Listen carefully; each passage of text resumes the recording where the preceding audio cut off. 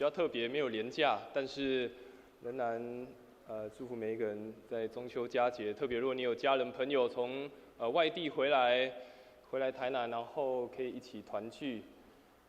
祝福大家在不论跟家人跟朋友团聚的时候，都有上帝的平安、上帝的恩典与每一个人同在。也愿上帝赐福在我们今早的礼拜当中，让我们透过我们所献上的敬拜、我们的赞美，都再一次的也领受到上帝给我们每一个人不同的恩典跟赐福。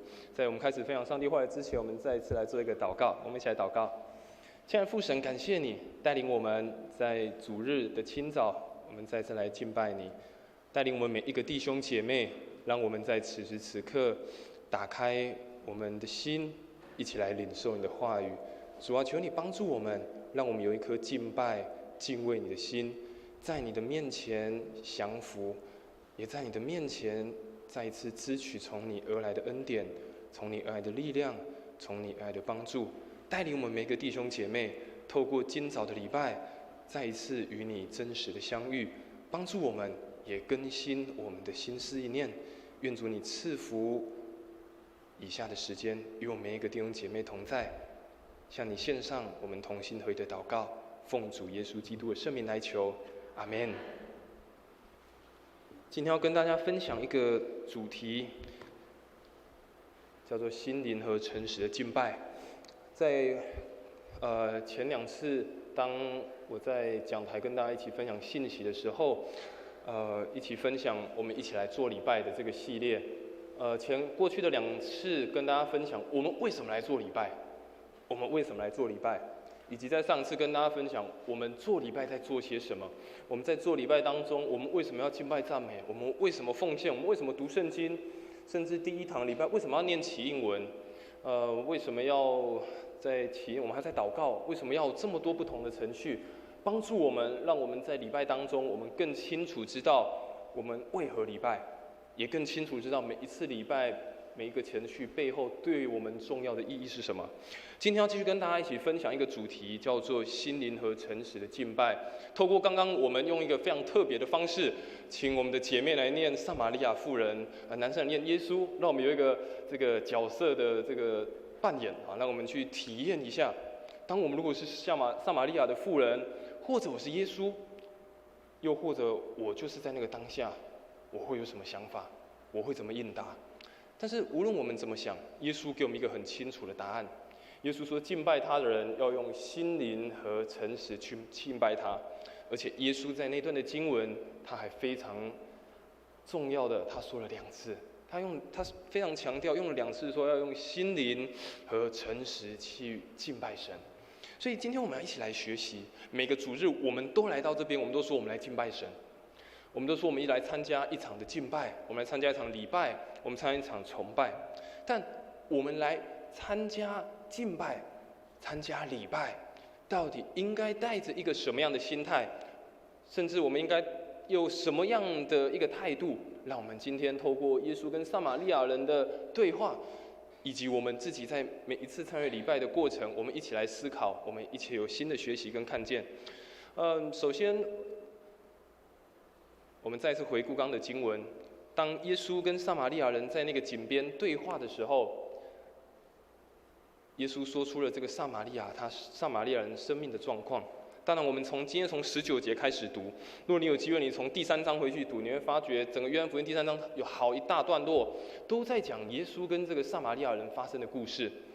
而耶稣讲出了这个撒玛利亚人他生命当中遇到的困境、遇到的难处，但是这个妇人他却没有跟耶稣说：“耶稣，确实我有困境，求你帮助我。”而是当耶稣说出他生命的困境的时候，这个妇人他却说：“耶稣，那我们应该怎么样敬拜？我们应该要去哪里做礼拜？”好像有点想要逃避耶稣的问题。虽然妇人发觉他是一个先知，好像看见了他内在的一些状况，但这个妇人似乎想要逃避，因而问起了耶稣应该怎么敬拜，应该要什么样的态度去敬拜神。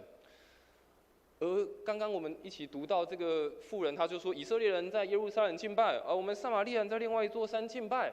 我们有不同的敬拜的传统，我们有不同的文化。但耶稣明白告诉他一件事情，他说不是在哪里敬拜，不是在什么地点、什么方式、什么样的礼仪，更重要的是用什么样的态度？耶稣很清楚的说，用心灵和诚实去敬拜他。所以很清楚的一件事情，耶稣讲出了一个关键：如何敬拜？用心灵跟诚实去敬拜神。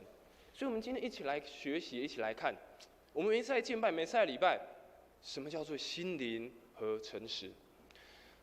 但要继续分享之前，我不知道大家，你刚要上来做礼拜，不论你走楼梯或者是坐电梯上来，或者是你平常要去办公室请这些干事协助，或是要去信义转角，有没有看到我们1楼的大厅有一根柱子，有一根有5块板子的柱子，彩色的柱子，大家有看到吗？有哈，啊有 ，OK 好都有看过好，但大家有没有认真看过上面写了什么字？啊，是看5块水水的板仔就行过啊。其实那5块板子写了一间教会，甚至是一个在教会生活非常重要的5件事情。如果等一下礼拜结束的时候，你可以再下去看看那个板子它到底在上面写了什么东西。为什么要讲那5个板子上面写什么？这跟我们在教会为什么要一个敬拜生活非常的重要。诗篇的诗人他这么说，他说44篇66篇第6节，他说全地都要敬拜你，歌颂你，要歌颂你的名。全地代表是每一个人，所有的人都要一起来敬拜上帝。所有的人都以敬拜为基础，以敬拜为根本去敬拜他。就是每一个人都要以敬拜为你生活非常重要的态度。所以诗人说，全部都要敬拜，歌颂他的作为，歌颂上帝的伟大。所以，如果你看到我们像那个板子，他要写5件事情，哪5件事情？第一件事情，他写了我们教会是要一个服务奉献的教会。第2件事情，他写我们是一个教育培育的一个教会。第3件事情，他写我们是一个团契有小组的教会。第4件事情，他写了我们是一个要宣扬福音的教会。最后一个板子，他写了是要以敬拜敬虔。但在这些那么多事情，最重要还是以敬拜为主。如果没有敬拜的心，如果没有一个敬畏的心，那我们每一次的小组团契只是一场聚会，只是一个大家聚在一起的时候。如果没有一个敬畏的心，我们服事只是为了自己而做。如果没有一个敬畏敬拜的心，我们所上的课程只是充其量只是知识而已。所以敬拜是一个教会非常根本的一件事情，甚至是我们每一个人生命当中最根本而且是必须要去做的。而当我们在讲敬拜的时候，什么是敬拜？不论你说是崇拜也好，礼拜也好，甚至你说敬拜也好，原本在英文当中就是 worship， 它从值得的这个英文的字根而来。所以敬拜也好，参与礼拜也好，或你说参加主日崇拜，都是一个非常有价值而且是值得的事情。每一次我们来敬拜，不论是前面你说敬拜赞美，你说我们一起站起来唱回应诗、祷告、念圣经，那都是所有礼拜当中的程序，那都是敬拜的一环，那都是非常有价值，而且是值得我们去做，值得我们去投资的。而上帝透过我们每一次在这里一起敬拜，我们每一次一起礼拜的时候，让我们去体验，一起经验如何去荣耀上帝，让我们去体验如何用我们的生命去回应上帝的恩典，以上帝为乐。而在每一次主日礼拜真实的经验，也帮助我们运用在我们的生活当中。我想敬拜不是只有在礼拜天，不是只有在早上10点50分到12点半，这叫做敬拜，而是每天的生活。如果一个相信耶稣的人非常确定以敬拜是为你生活的根本的话，那不会是只有这个时段，而是在每天你都以敬拜为你的生命。而我们在这边一起聚集，这么多弟兄姐妹在这边聚集，是我们一起学习如何敬拜，在这个地方大家一起荣耀上帝。但回到我们的家中，我们学习如何用自己的生命在这里美好的经验，回到我们的生活当中，继续的敬拜上帝，继续的去荣耀上帝。所以记得每一次来礼拜，每一次参与敬拜的时候，都是非常值得有价值的，而且这个值得来自于是我们敬拜的是这位神。这个有价值，是因为我们敬拜是这个配得一切颂赞荣耀的神。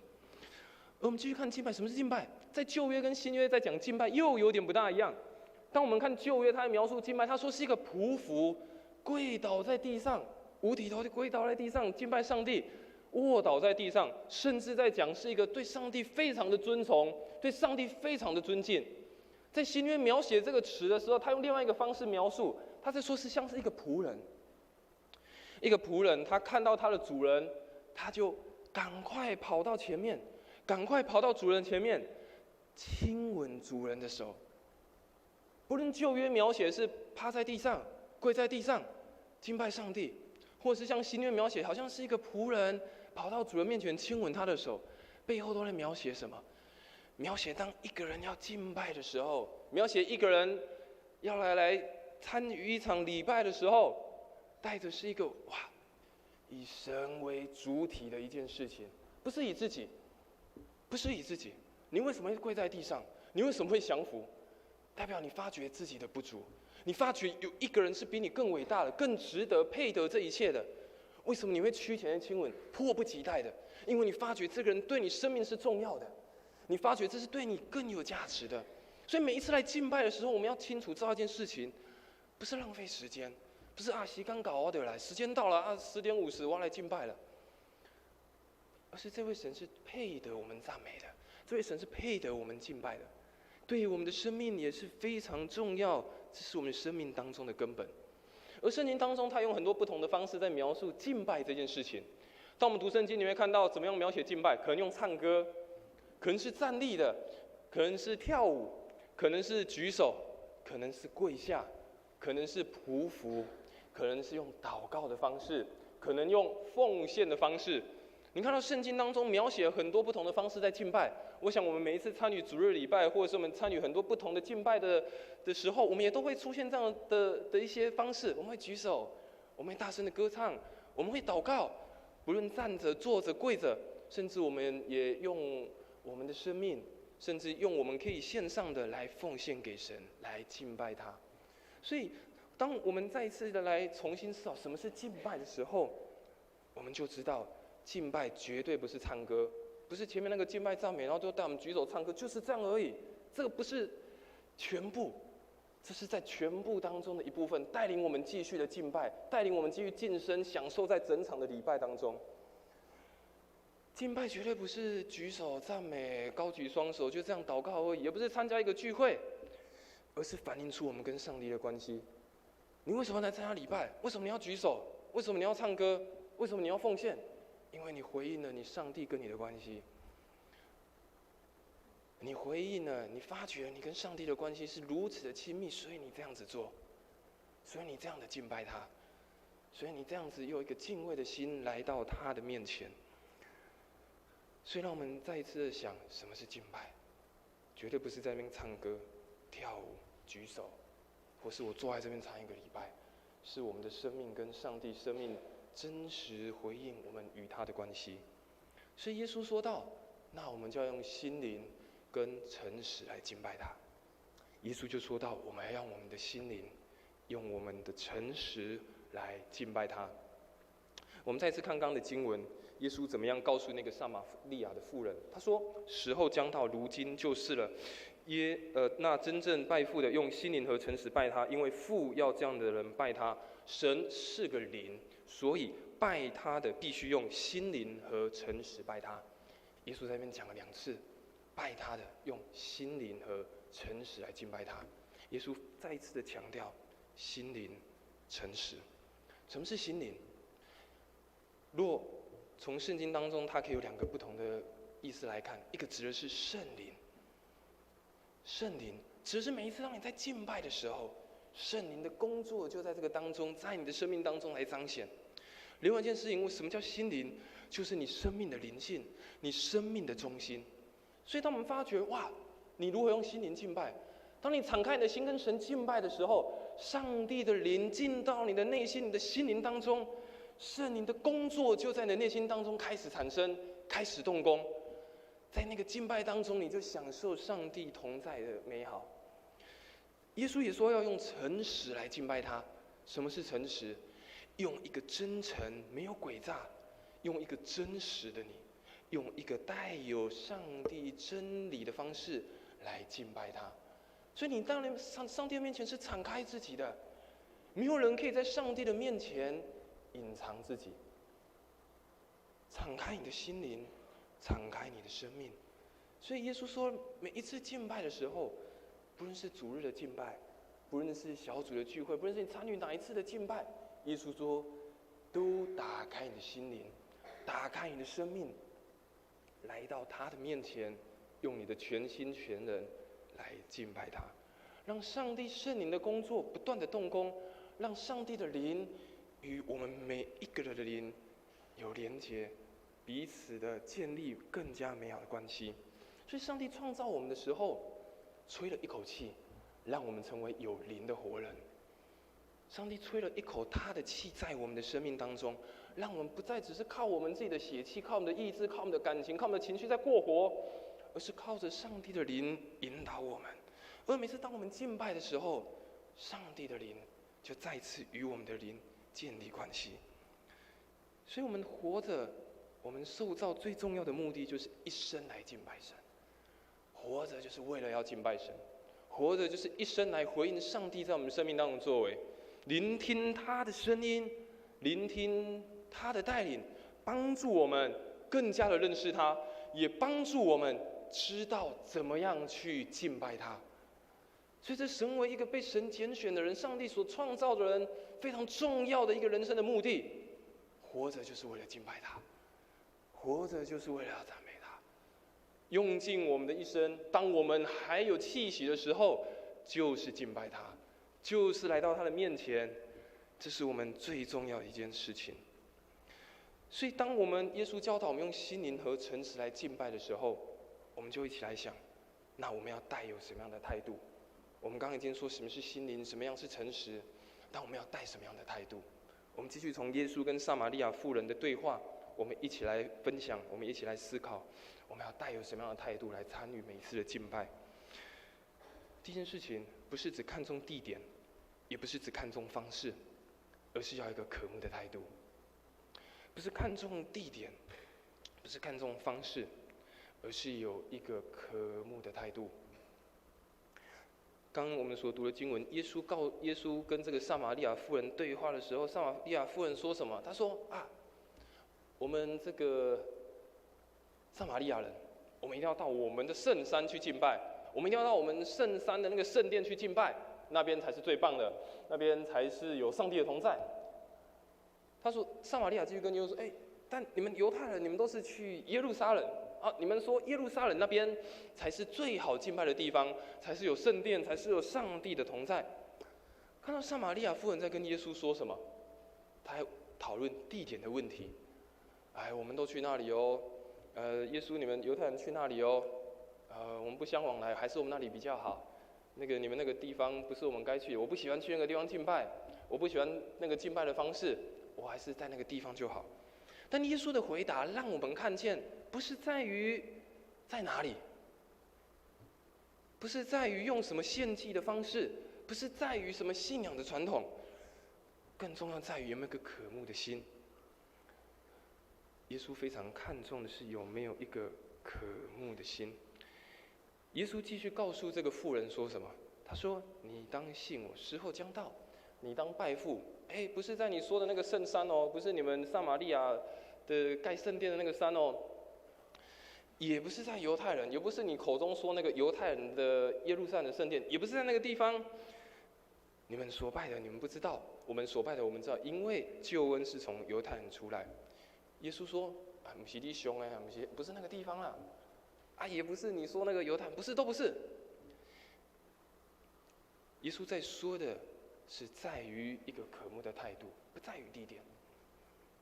我们每一次来聚会，当然我们享受很好的硬体的设备，我们享受很好的空间，但是重要的不在于这个空间好不好，舒不舒服，在于我们的心有没有预备好。在我们的心来到这个地方，我们是不是渴慕的？纵使今天可能冷气不是这么凉，纵使今天唱的诗歌我可能不是很会唱，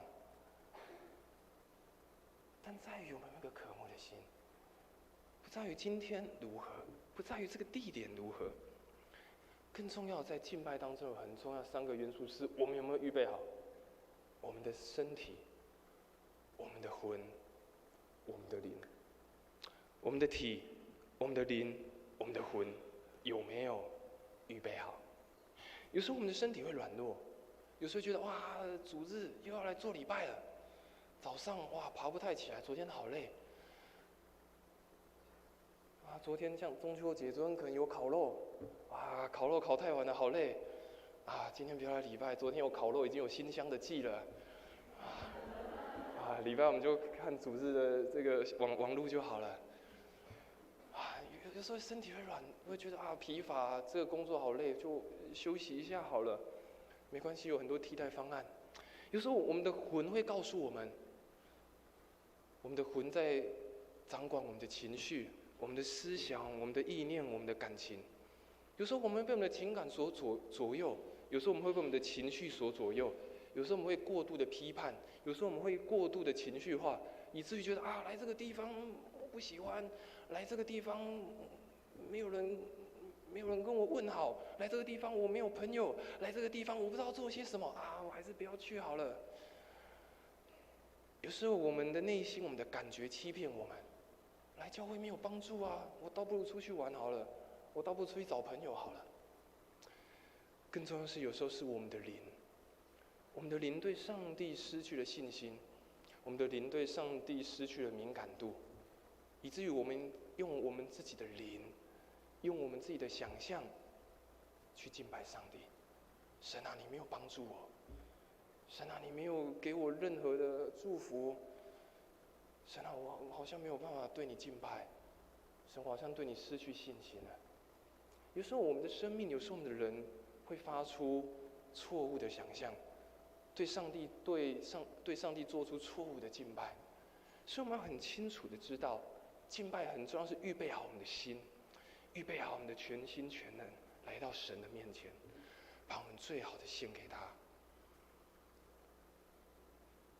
诗篇的诗人也时常的说，要用一个渴慕的心，如鹿切慕溪水这样的心，来到上帝的面前。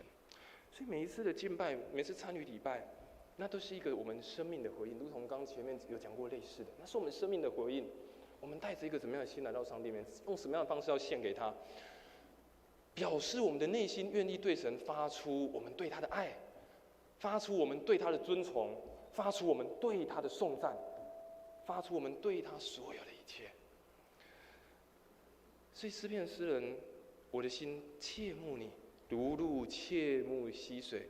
我的心可想上帝，就是那个永生永活的上帝。我的心切慕你。所以每一次敬拜的过程，都让我们学习，也让我们专注在上帝的应许和话语当中。当然，有时候我们还是会带着我们的需要，带着我们的软弱，带着我们的困难来到教会当中，希望从上帝得到恩典，得到帮助。但是在那个过程，让我们也学习不断的定睛在上帝的身上，定睛在他的话语当中，在敬拜当中享受他的同在，定睛在他的应许当中，享受在他的恩典当中。所以不是看地点，也不是看什么样的方式，而是预备好我们的身心灵，预备好我们全人来到他的面前。特别在敬拜的过程，在礼拜的过程，我们都定睛于他。第二件事情，也不是只有看重礼仪的形态，而是要有生命的更新。更重要，每一次我们敬拜的时候，每一次参加一个礼拜的时候，是否有带下生命的更新，更加的重要。历代志下，投影片打错是16章，历代志下16章第9节这么说，他说：“耶和华的眼目遍察全地，要显大能，帮助向他心存诚实的人。”经文说，上帝的眼目遍察全地，也遍察我们每一个人的内心。经文说，要把他的能力彰显在每一个愿意向他存真诚、诚实心的人。所以让我们看到耶和华所喜悦的是，在我们每次到他面前，我们的心是否诚实，是否敞开，我们的心是否真实的被更新改变。我们的神是鉴察人心的神，不仅是在全地，更在我们每一个人生命当中。我们是否以真实的自己来敬拜上帝，以真实的内心来敬拜上帝？让我们重新的思考，我们每次来礼拜，我们是带着一个什么样的心？是真实的自己呢，还是带个伪装的自己？不要忘记，神是一个遍察全地的，没有什么得以伪装的。更重要，这个敬拜，每一次的礼拜是我们跟上帝的关系，为何要伪装呢？为什么要伪装自己？我们有没有带着一个真诚的在他的面前？我们必须很诚实的问自己：我们是不是也太看重那些我们觉得很重要的事情，以至于我们注意别人的眼光，以至于我们只注意自己的事情，而忽略了在这个当中我们可以享受跟上帝亲密的关系？我们是不是太注重自己看见的，太注重自己想问的，而没有发觉自己生命是必须不断被更新、不断被改变的？